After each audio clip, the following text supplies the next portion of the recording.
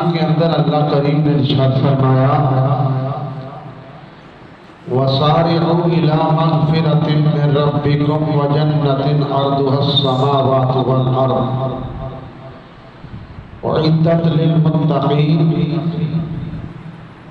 अपने रब की बख्शिश और उस जन्नत की तरफ दौड़ो जिसकी वुसअत आसमानों और ज़मीन के बराबर है। और वो जन्नत अल्लाह करीम ने परहेजगारों के लिए, नेक लोगों के लिए तैयार कर रखी है।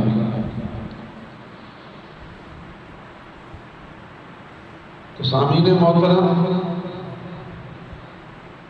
इस आयत मुक़द्दसा से पता चलता है कि जन्नत बहुत बड़ी है। ज़मीनों आसमानों को इकट्ठा करके यानी जोड़ा जाए तो अल्लाह करीम की जन्नत फिर भी बड़ी है।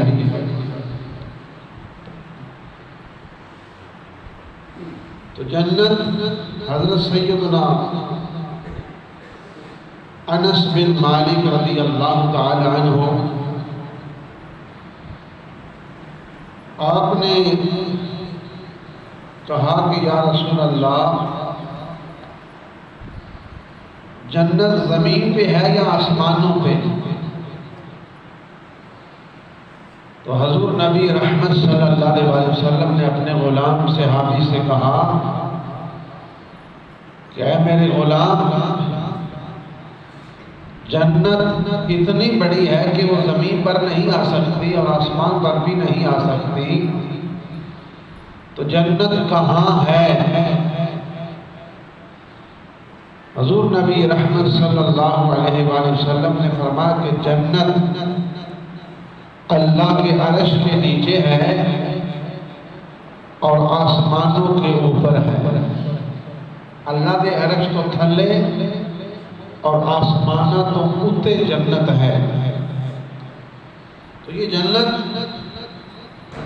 बहुत बड़ी है और इस जन्नत की तरफ अल्लाह करीम ने फरमाया कि दौड़ो।